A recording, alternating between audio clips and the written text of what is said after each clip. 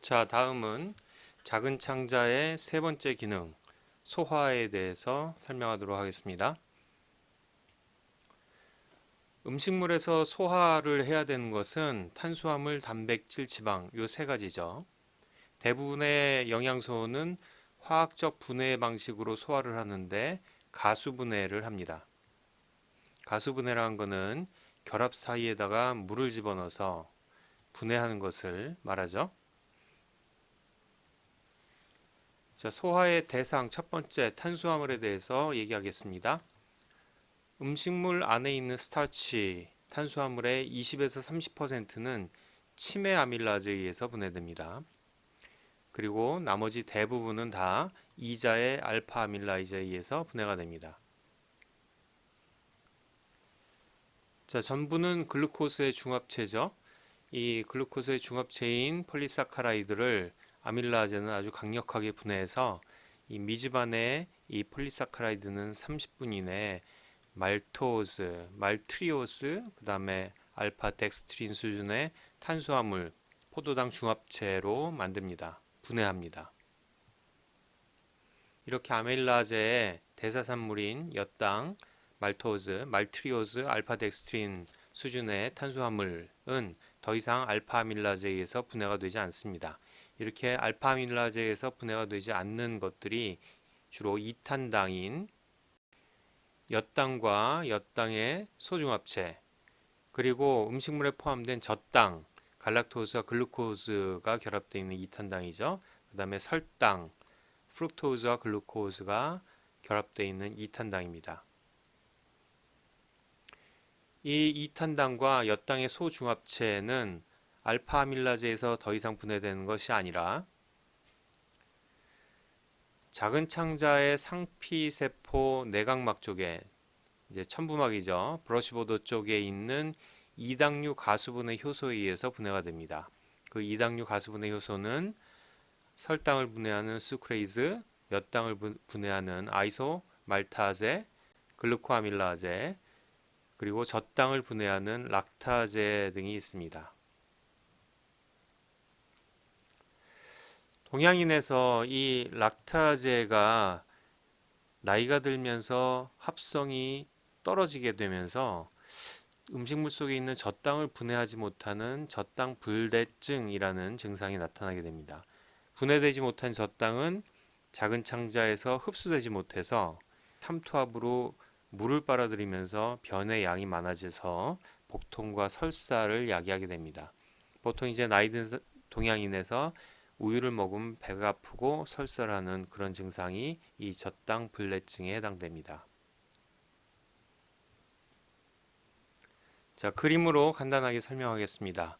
아마도 생화학 시간에 대사 부분에서 자세히 배웠을 것으로 생각이 되는데, 알파아밀라제는 전분 안에 있는 글루코스의 결합들을 가수분해합니다. 하지만은 이 글루코스 가수분해하는 거에서 못하는 부분이 있는데, 이 터미널 쪽에 있는 14 알파 14 링크나 요 중간에 꺾여 있는 알파 16 링크 같은 경우에는 아밀라제가 분해하지 못합니다. 결과적으로 음식물 안에 있는 전분 스타치의 경우에는 최종적으로 아밀라제에 의해서는 말토스, 말트리오스, 알파 리밋 덱스트린이 부산물로 나오게 되죠. 대사산물로 나오게 됩니다.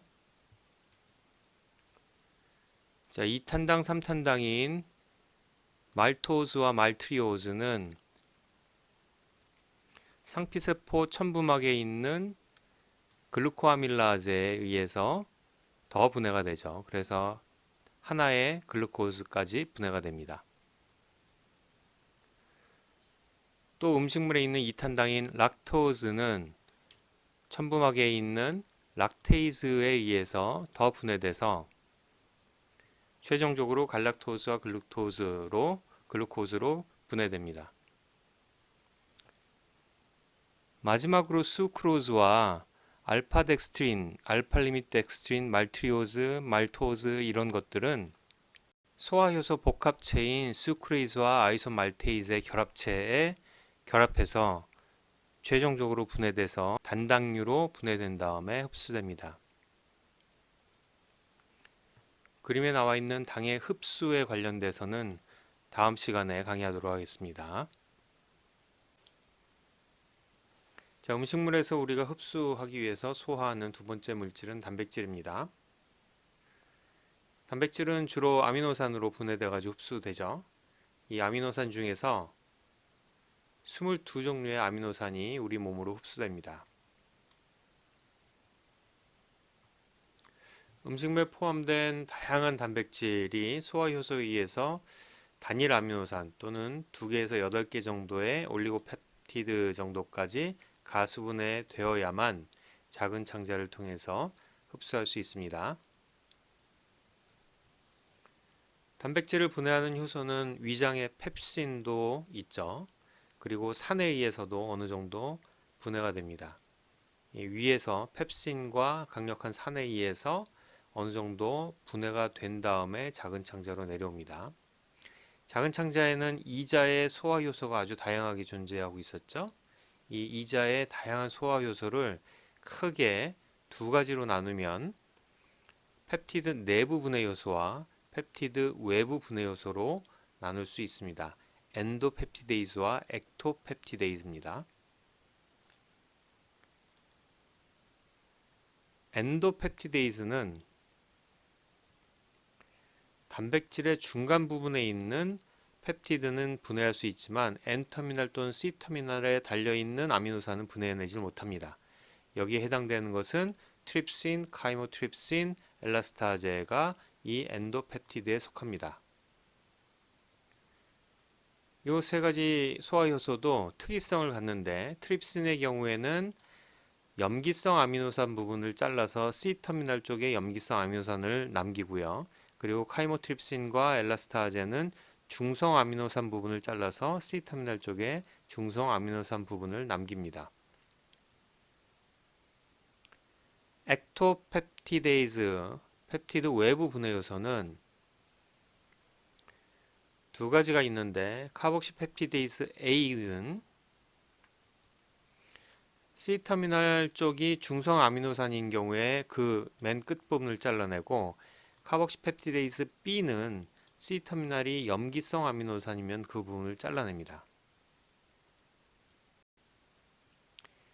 이들 단백질 소화효소를 잘 조합을 해보면은 최종적으로 이 단백질 소화효소에서 분해되는 최종 산물은 액토펩티데이즈에 의해서 분해되는 소화되는 중성 아미노산과 염기성 아미노산, 그리고 엔도펩티데이즈는 최종적으로 C터미널에 산성 아미노산이 있는 짧은 펩티드가 남게 됩니다.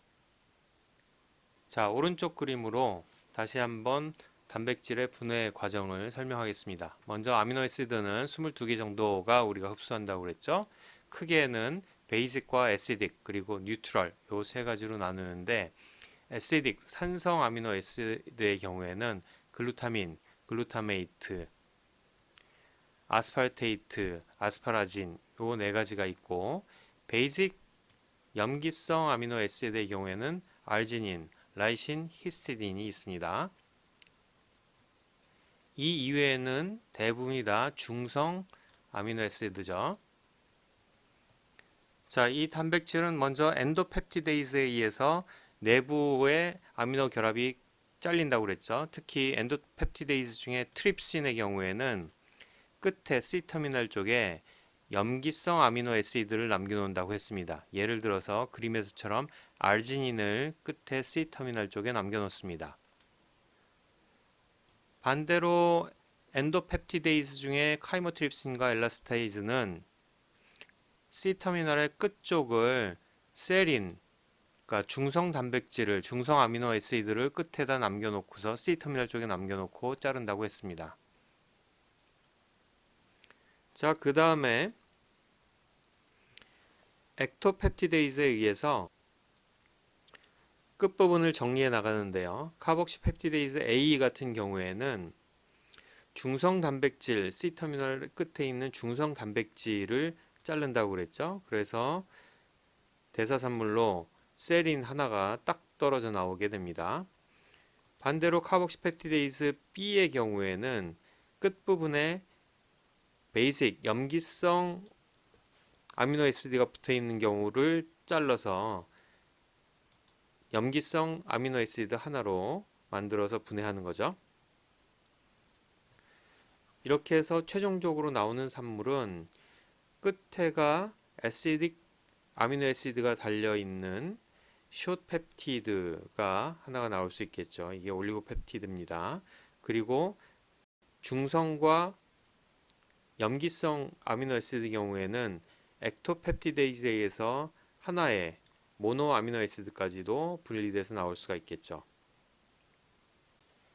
이자의 소화 효소에 의해서 분해된 올리고펩타이드는 계속해서 첨부막에 있는 상피세포의 첨부막에 있는 다양한 펩티데이즈에 의해서 계속 분해됩니다. 이 상피세포의 소울 가장자리막에 위치한 아미노 폴리펩티데이즈, 디펩티데이즈 뭐 등 이런 것들이 있죠. 그래서 얘네들에 의해서 단일 아미노 애시드 또는 두세 개 정도의 아미노 애시드 정도 사이즈가 되면 상피세포 안으로 흡수될 수가 있고, 결국에는 세포 안에 있는 펩티데이즈에 의해서 단일 아미노 애시드까지 분해가 됩니다. 오른쪽 그림으로 단백질의 소화 과정을 다시 한번 종합해서 설명하겠습니다.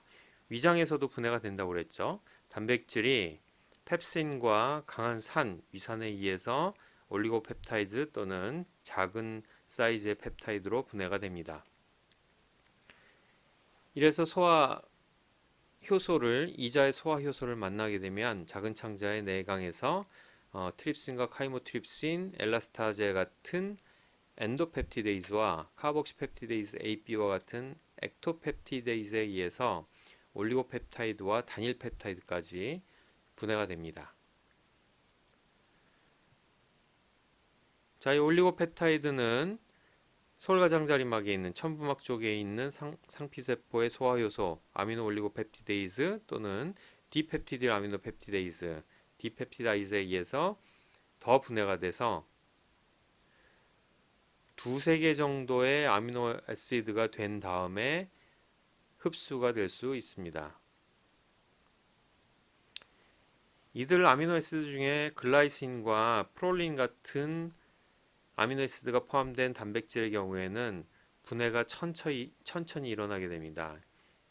또 드물게 단백질의 형태로 상당히 크게 흡수되는 경우가 있는데, 이런 경우에는 면역세포에 의해서 면역장애를 유발할 수도 있습니다. 작은 창자 소화의 세 번째 대상은 지방에 대해서 얘기하도록 하겠습니다.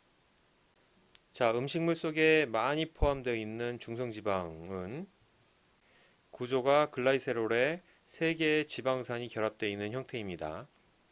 리파아제는 이 중성지방에 작용해서 2개의 단일 지방산 프리패티 애시드와 모노글리세라이드로 분해해서 상피세포에 흡수되도록 합니다.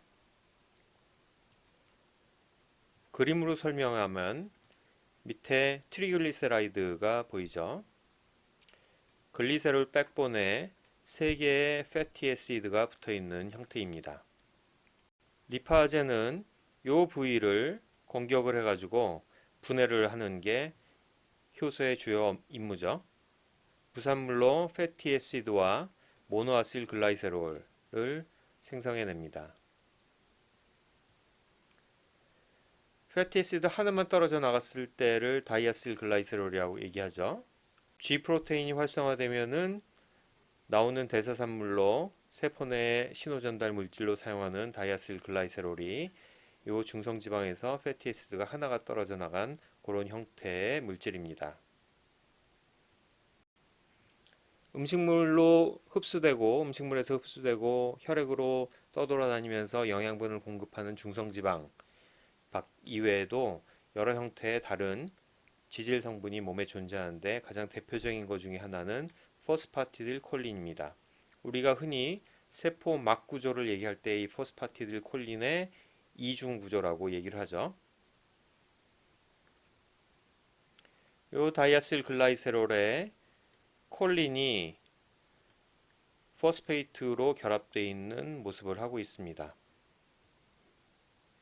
G 프로테인에 의해서 효소가 작용을 해서 여기를 끊게 되면은 다이아실 글라이세롤이 나오면서 세포 내에 신호 전달 물질로 사용이 되는 거죠.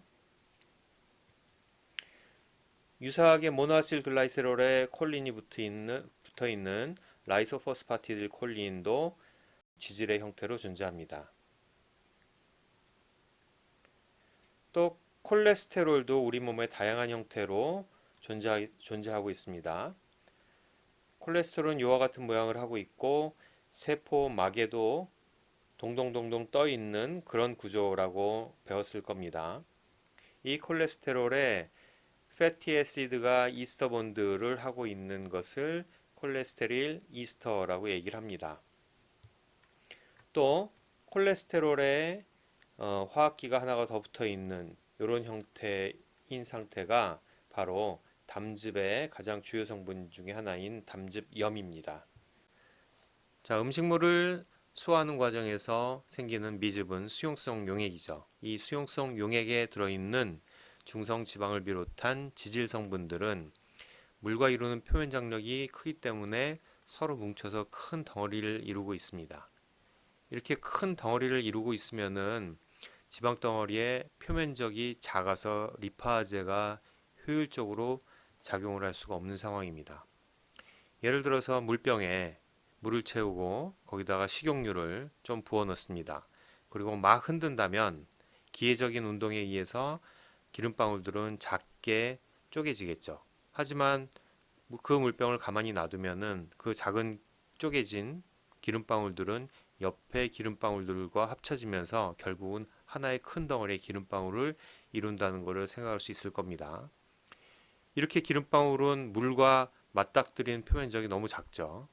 그런데 반면에 여기에 기름을 넣을 때 세제를 같이 넣고서 흔든다면은 작게 쪼개진 기름방울들이 다시 합쳐지지가 않습니다.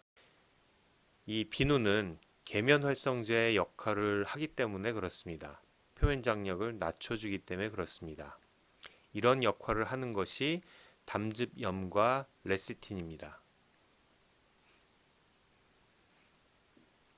이 비누의 역할을 해주는 담즙염과 레시틴은 지질 친화도가 높은 부위와 물 친화도가 높은 부위를 모두 가지고 있습니다. 그래서 한쪽에는 물과 붙고 한쪽에는 기름 덩어리가 붙는 거죠. 자, 물과 붙는 물 친화도가 높은 쪽은 극성이 높습니다. 자, 이 극성을 갖고 있는 것들이 서로 가까워지면은 자석이 같은 극이 서로 밀쳐내는 것처럼 서로를 밀쳐내게 됩니다. 이런 방식으로 지방 덩어리의 표면 장력을 급격하게 감소시킬 수 있습니다. 자, 이렇게 담즙과 레시틴이 미즙 안에 있는 지방 덩어리를 극성을 높여가지고 서로 작게 만드는 작용을 지방의 유화작용이라고 합니다. Fat Emulsification. 이 유화작용을 통해서 지방은 미즙 내에서 1마이크로미터 정도의 아주 작은 입자로 분해가 됩니다. 이 정도가 되면은 지방의 표면적이 거의 1000배 이상 증가한 상태로 리파제가 작용할 만한 그런 공간들이 굉장히 많이 생기는 거죠. 리파제가 붙으면은 그쪽에는 지방산과 모노글리세라이드로 중성지방을 분해할 수 있습니다. 자, 오른쪽 그림으로 다시 한번 지방의 유화 과정을 살펴보겠습니다. 담즙염은 안쪽에 지질 친화도가 높은 콜레스테롤 부분이 코어로 자리 잡고 있습니다. 그리고 외곽에 물 친화도가 높은 부분들이 위를 둘러싸고 있죠. 그래서 이 담즙염이 지방 덩어리에 붙게 되는데 이 지질 친화도가 높은 콜레스테롤 부분 쪽이 지방 덩어리 쪽에 붙게 되고 물 쪽으로는 물 친화도가 높은 부분들이 담즙염의 부분들이 물 쪽으로 배열을 하게 됩니다. 이 극성 표면을 갖고 있는 담즙염으로 둘러싸인 지질방울들은 이 극성이 서로를 밀치는 작용을 하면서 수용성 미즙 안에서 서로를 밀치면서 표면 장력을 줄이는 그런 역할을 해줍니다. 그렇기 때문에 거대 지방 방울을 담즙염과 비누와 섞어서 흔들게 되면은 개개의 지방 방울들로 이멀시피케이션 된 유화된 지방 방울들로 분리된 다음에 계속 남아 있는 그런 상태가 되죠. 이렇게 표면적이 극대화되어 있는 상태에서 리파제가 붙어서 분해를 하게 됩니다. 리파제가 이 유화된 지방 방울에 작용을 할 때도 이자에서 분비되는 콜리파제의 도움을 받습니다. 이 콜리파제는 한쪽에는 리파제, 한쪽에는 담즙염과 결합해서 리파제가 유화된 지방 방울에 더 접근하기 쉽게 해주는 거죠. 중성지방보다는 지방산은 조금 더 극성을 갖게 됩니다. 극성을 갖는다는 게 물에 대한 용해도가 좀 더 증가한다는 얘기겠죠. 이 거대한 지방방울 또는 유화된 지방방울에서 리파제에서 분해된 지방산은 극성을 조금 더 갖게 되면서 물 쪽으로 지방 입자에서 표면 쪽으로 이동되어집니다. 분해된 지방산을 소장의 작은 창자의 상피세포에 전달해 주는 역할을 하는 것이 있습니다. 이런 셔틀 역할을 하는 것을 미포라고 얘기합니다. 미포는 콜레스테롤 덩어리에 담즙염과 레시틴이 둘러싸면서 형성을 합니다. 3에서 10나노 정도의 아주 작은 덩어리입니다. 아래 그림에서 보는 것 같이 콜레스테롤 코어, 지질 용해도가 높은 콜레스테롤 코어를 친수성 물질인 담즙염과 레시틴이 둘러싸여 있는 것을 볼 수 있습니다. 이런 구조로 미포를 형성한 다음에 유화된 지방 덩어리에서 분해된 리파제에서 분해된 지방산과 그다음에 포스폴리피드, 2모노글리세라이드 이런 것들을 중간중간에 끼는 거죠. 이런 식으로 중간중간에 끼면서 유화된 지방 덩어리에서 작은 창자의 상피세포 막으로 연결해준 이동시켜주는 그런 셔틀의 역할을 해줍니다. 자, 특히 유화된 지방 덩어리에서 리파제에 의해서 분해된 지질 성분 중에 지방산은 그래도 용해도가 있으니까는 전달이 될 수 있는데 콜레스테롤과 지용성 비타민의 경우에는 이 미포의 역할에 의해서 작은 창자의 상피세포로 흡수되는 게 절대적인 경로입니다. 그래서 담즙염이 부족하게 되면 지방덩어리를 유화시키는 것도 부족하지만 미셀을 형성하는 것도 부족해서 지용성 비타민의 흡수 장애로 연결될 수도 있습니다. 또 담즙 자체도 콜레스테롤이 많은데 이 콜레스테롤을 용화시키려면은 담즙염과 레시틴이 충분히 분비돼야 되는데 담즙염과 레시틴이 적으면은 콜레스테롤 덩어리만 뭉치고 흡수가 되지 않는 그런 상태. 또 콜레스테롤이 뭉쳐서 담석이 될 수도 있습니다. 이 밖에 미즙 안에 있는 지방 성분 중에 인지질 이런 것들은 솔가장자리막에 첨부막에 있는 포스폴라이페이즈 A에 의해서 분해가 되고 또 콜레스테롤 이스터 같은 경우에는 이자에서 분비되는 콜레스테롤 에스터라제에 의해서 분해돼서 상피세포로 흡수됩니다. 자, 그림으로 좀 더 다른 각도로 보게 되면은 커다란 음식물에 있는 미즙에 있는 지방 덩어리가 이머시피케이션 되는 과정이죠. 이 표면에 담즙이 달라붙으면서 패티애시드와 모노글리세라이드, 레시틴, 콜레스테롤, 바일솔트 이런 담즙의 성분과 같이 결합이 되면서 표면을 이루고 있습니다. 얘네들이 버딩 아웃 돼가지고 떨어져 나오면 이와 같이 여러 겹의 베스클을 형성을 하는데 여기에 지속적으로 담즙염이 추가가 되면은 점점점 작은 기름방울로 유화되는 그런 과정을 보이게 되겠죠. 이 중 막을 구성하는 일부의 바이솔트 담즙염이 더 추가되면서 일부 패티애시드와 모노글리세라이드를 포함한 미셀을 가지고 떨어져 나옵니다. 이 미셀이 작은 창자의 상피세포로 전달되면서 지방산과 모노글리세라이드, 콜레스테롤 이런 것들을 작은 창자의 상피세포로 전달해주는 그런 역할을 합니다.